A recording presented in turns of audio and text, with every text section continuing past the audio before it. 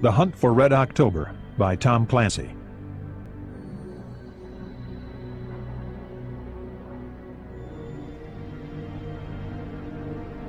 Acknowledgements.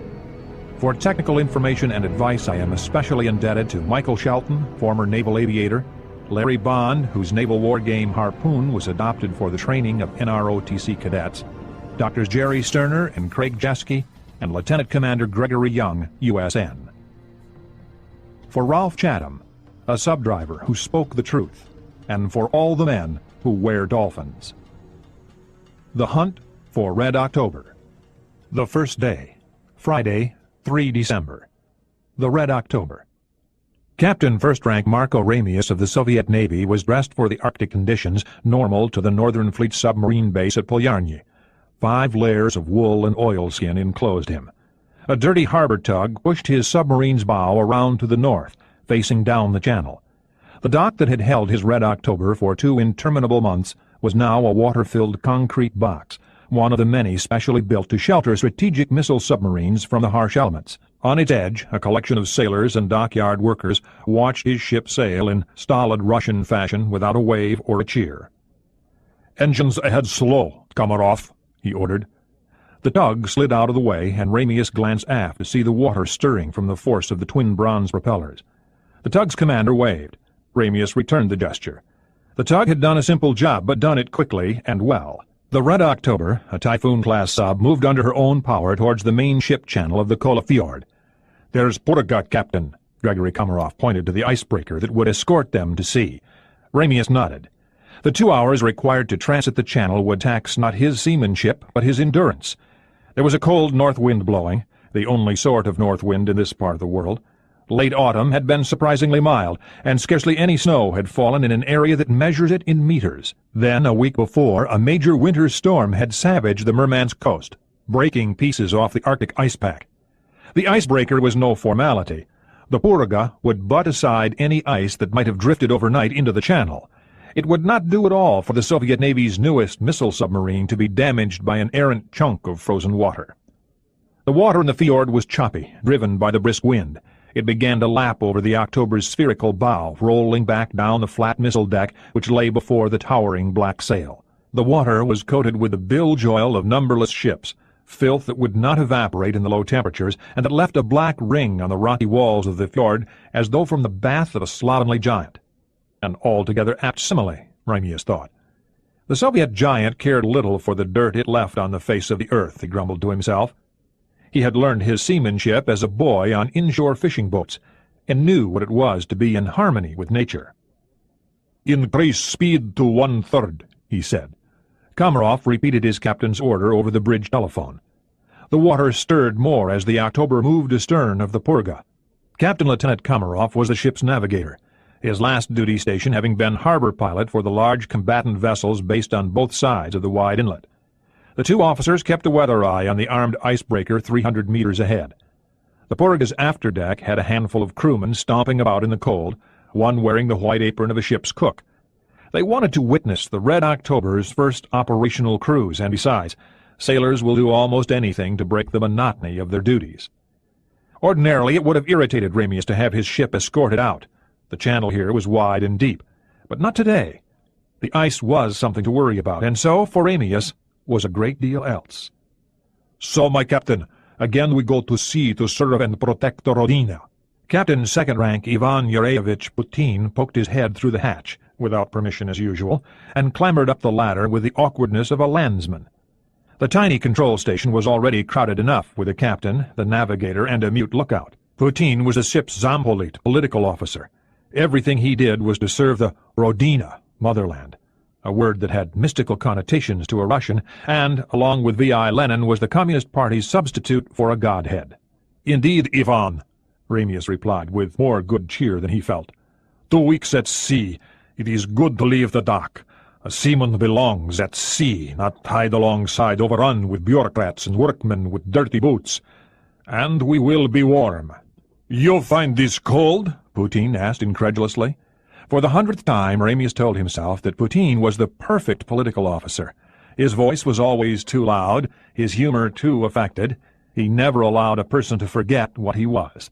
The perfect political officer, Putin was an easy man to fear. "I have been in submarines too long, my friend. I grow accustomed to moderate temperatures and a stable deck under my feet."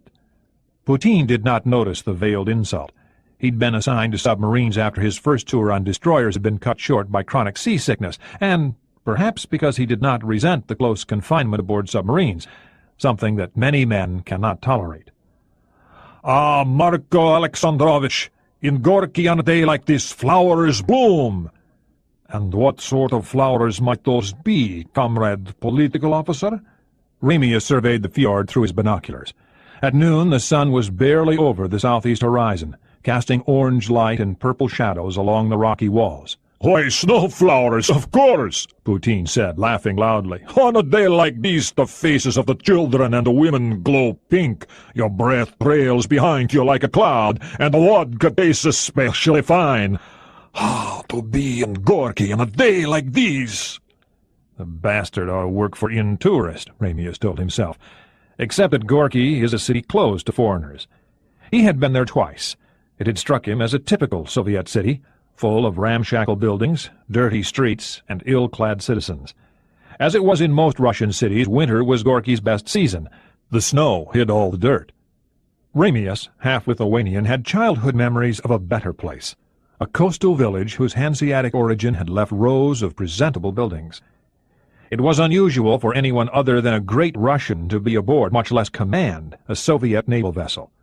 Marko's father, Alexander Ramius, had been a hero of the party, a dedicated, believing communist who had served Stalin faithfully and well. When the Soviets first occupied Lithuania in 1940, the elder Ramius was instrumental in rounding up political dissidents, shop owners, priests, and anyone else who might have been troublesome to the new regime. All were shipped off to fates that now even Moscow could only guess at. When the Germans invaded a year later, Alexander fought heroically as a political commissar, and was later to distinguish himself in the Battle of Leningrad. In 1944, he returned to his native land with the spearhead of the 11th Guards Army to wreak bloody vengeance on those who had collaborated with the Germans or been suspected of such. Marko's father had been a true Soviet hero, and Marko was deeply ashamed to be his son. His mother's health had been broken during the endless siege of Leningrad. She died giving birth to him, and he was raised by his paternal grandmother in Lithuania, while his father strutted through the party central committee in Vilnius, awaiting his promotion to Moscow. He got that, too, and was a candidate member of the Politburo when his life was cut short by a heart attack. Marko's shame was not total. His father's prominence had made his current goal a possibility, and Marko planned to wreak his own vengeance on the Soviet Union, enough perhaps to satisfy the thousands of his countrymen who had died before he was even born. "Where we are going, Ivan Yureyevich, it will be colder still." Putin clapped his captain's shoulder. Was his affection feigned or real, Marko wondered. Probably real. Ramius was an honest man, and he recognized that this short, loud oaf did have some human feelings. "Why is it, comrade Capitan, that you always seem glad to leave the Rodinia and go to sea?" Ramius smiled behind his binoculars. "A seaman has one country, Ivan Yureyevich, but two wives. You never understand that. Now I go to my other wife, the cold, heartless one that owns my soul." Ramius paused. The smile vanished. "My only wife now." Putin was quiet for once, Marko noted. The political officer had been there, had cried real tears as the coffin of polished pine rolled into the cremation chamber. For Putin, the death of Natalia Bogdanova Ramius had been a cause of grief, but beyond that, the act of an uncaring God whose existence he regularly denied. For Ramius it had been a crime committed not by God, but the state, an unnecessary, monstrous crime, one that demanded punishment. "Ice!" The lookout pointed. "Loose pack ice starboard side of the channel, or perhaps something calved off the east side glacier. We'll pass well clear," Komarov said. "Captain," the bridge speaker had a metallic voice. "Message from fleet headquarters. "Read it." Exercise area clear. No enemy vessels in vicinity. Proceed as per orders. Signed, Korov, Fleet Commander." "Acknowledged," Ramius said. The speaker clicked off. So, no Americancy about? You doubt the fleet commander? Putin inquired. I hope he is correct, Ramius replied, more sincerely than his political officer would appreciate. But you remember our briefings. Putin shifted on his feet. Perhaps he was feeling the cold. Those American 688-class submarines, Ivan, the Los Angeleses. Remember what one of their officers told our spy, that they could sneak up on a whale and bugger it before it knew they were there? I wonder how the KGB got that bit of information. A beautiful Soviet agent trained in the ways of the decadent West, too skinny the way the imperialists like their women, blonde hair. The captain grunted amusement. Probably an American officer was a boastful boy trying to find a way to do something similar to our agent, no? And feeling his liquor like most sailors. Still, the American Los Angeles class and the new British Trafalgars, those we must guard against. They are a threat to us. The Americans are good technicians, comrade captain, Putin said, but they are not giants. Their technology is not so awesome. Nasha lucha, he concluded. Ours is better. Ramius nodded thoughtfully, thinking to himself that Zampoliti really ought to know something about the ships they supervised, as mandated by party doctrine. Ivan, didn't the farmers around Gorky tell you it is the wolf you do not see that you must fear? But don't be overly concerned. With this ship we will teach them a lesson, I think. As I told the main political administration, Putin clapped Ramius's shoulder again, Red October is in the best of hands. Ramius and Komarov both smiled at that. You son of a bitch, the captain thought, saying in front of my men that you must pass on my fitness to command. A man who could not command a rubber raft on a calm day. A pity you will not live to eat those words, comrade political officer, and spend the rest of your life in the gulag for that misjudgment. It would almost be worth leaving you alive. A few minutes later, the chop began to pick up, making the submarine roll. The movement was accentuated by their height above the deck, and Putin made excuses to go below. Still a weak-legged sailor. Ramius shared the observation silently with Komarov, who smiled agreement. Their unspoken contempt for the Zampolit was a most un-Soviet thought. The next hour passed quickly. The water grew rougher as they approached the open sea, and their icebreaker escort began to wallow on the swells. Ramius watched her with interest. He had never been on an icebreaker, his entire career having been in submarines. They were more comfortable, but also more dangerous. He was accustomed to the danger, though, and the years of experience would stand him in good stead now. "Sea boy in sight, Capitan," Komarov pointed. The red-lighted buoy was riding actively on the waves. "Control room, what is the sounding?" Ramius asked over the bridge telephone. 100 meters below the keel, comrade captain. Increase speed to 2/3, come left 10 degrees. Ramius looked at Komarov. Signal our course change to Purga, and hope he doesn't turn the wrong way. Komarov reached for the small blinker light stowed under the bridge combing. The Red October began to accelerate slowly, her 30,000-ton bulk resisting the power of her engines. Presently the bow wave grew to a 3-meter standing arc of water. Man-made combers rolled down the missile deck, splitting against the front of the sail. The Purga altered course to starboard, allowing the submarine to pass well clear. Ramius looked aft at the bluffs of the Kola Fjord. They had been carved to this shape millennia before by the remorseless pressure of towering glaciers. How many times in his 20 years of service with the Red Banner Northern Fleet had he looked at the wide, flat U-shape? This would be the last. One way or another, he'd never go back. Which way would it turn out? Ramius admitted to himself that he didn't much care. Perhaps the stories his grandmother had taught him were true, about God and the reward for a good life. He hoped so. It would be good if Natalia were not truly dead. In any case, there was no turning back. He had left a letter in the last mailbag taken off before sailing. There was no going back after that. Komarov, signal to Purga. Diving at, he checked his watch, 13:20 hours. Exercise Oktoberfrost begins as scheduled. You are released to other assigned duties. We will return as scheduled. Komarov worked the trigger on the blinker light to transmit the message. The Purga responded at once, and Ramius read the flashing signal unaided. If the whales don't eat you, good luck to Red October. Ramius lifted the phone again, pushing the button for the sub's radio room. He had the same message transmitted to Fleet Headquarters, Severomorsk. Next, he addressed the control room. "Depth under the keel." 140 meters, Comrade Captain. "Prepare to dive." He turned to the lookout and ordered him below. The boy moved towards the hatch. He was probably glad to return to the warmth below, but took the time for one last look at the cloudy sky and receding cliffs. Going to sea in a submarine was always exciting, and always a little sad. "Clear the bridge. Take the con when you get below, Gregory."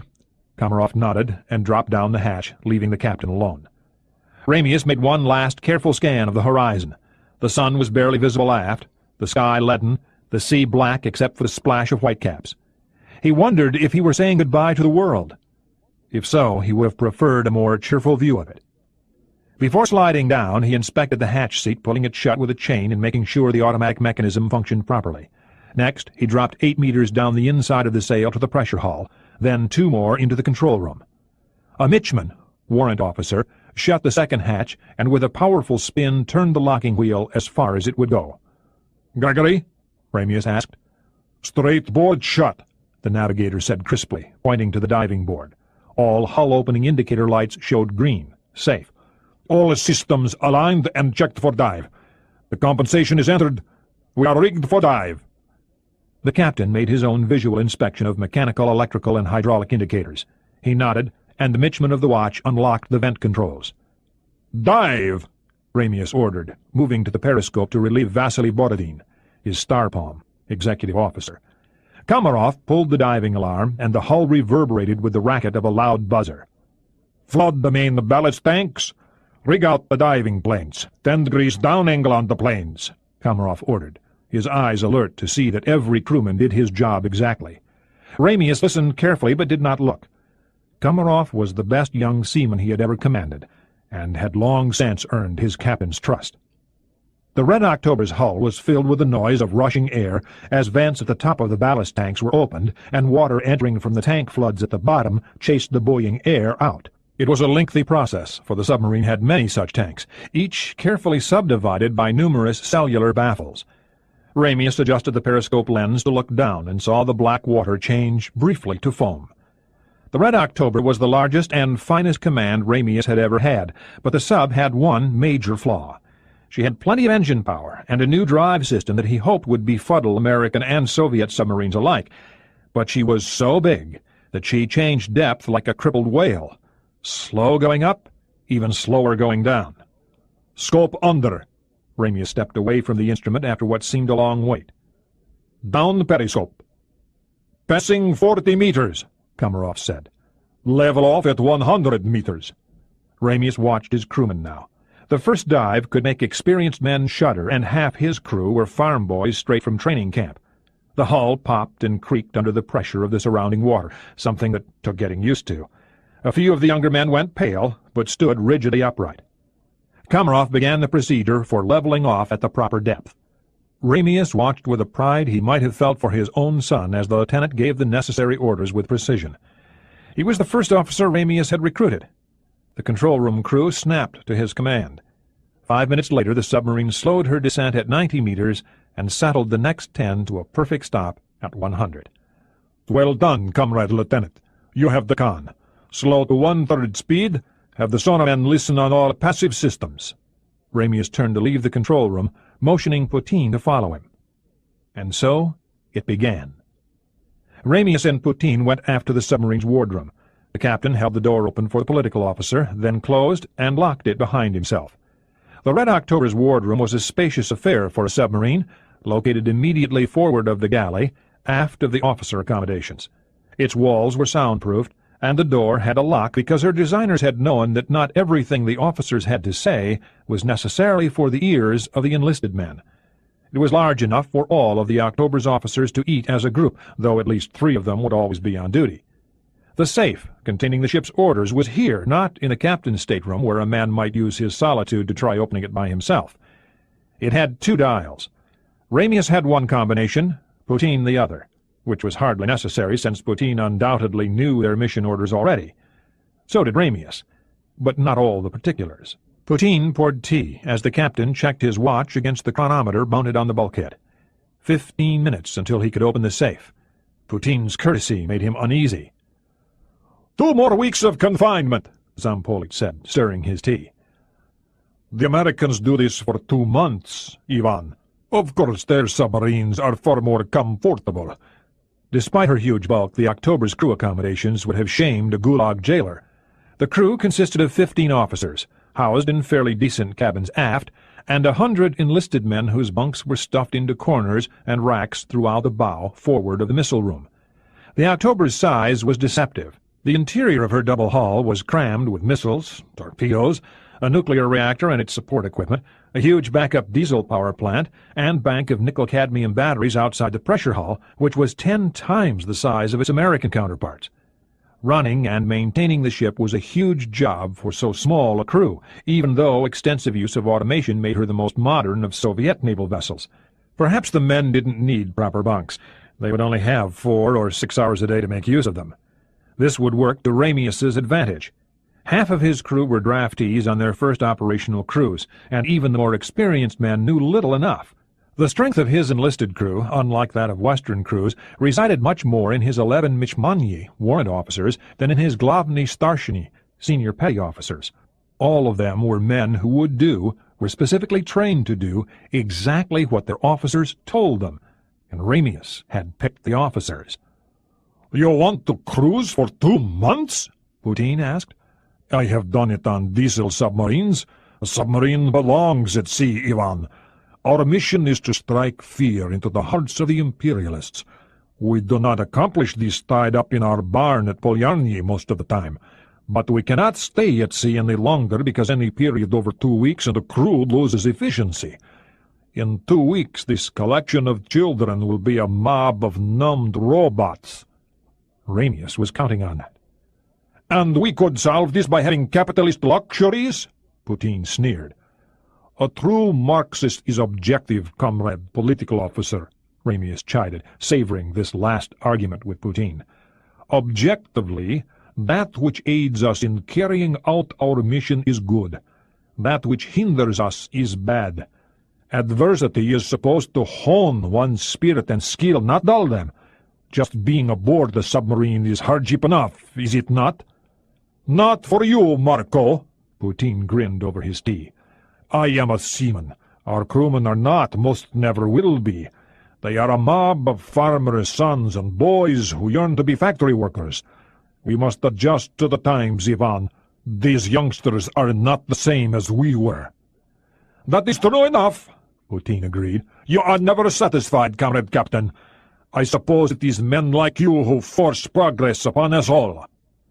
Both men knew exactly why Soviet missile submarines spent so little of their time, barely 15% of it, at sea, and it had nothing to do with creature comforts.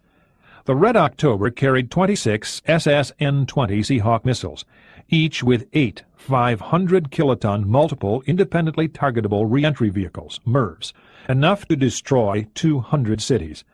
Land-based bombers could only fly a few hours at a time, then had to return to their bases. Land-based missiles arrayed along the main east-west Soviet rail network were always where paramilitary troops of the KGB could get at them, lest some missile regiment commander suddenly came to realize the power at his fingertips.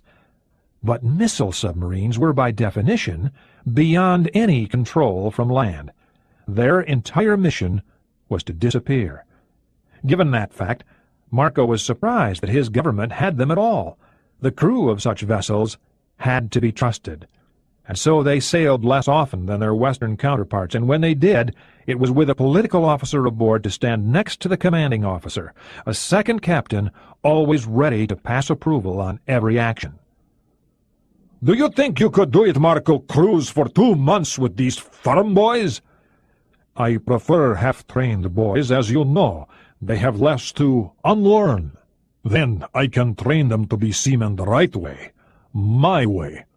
My personality cult? Poutin laughed as he lit a cigarette. That observation has been made in the past, Marco, but you are our best teacher and your reliability is well known.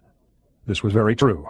Ramius had sent hundreds of officers and seamen onto other submarines whose commanders were glad to have them. It was another paradox that a man could engender trust within a society that scarcely recognized the concept.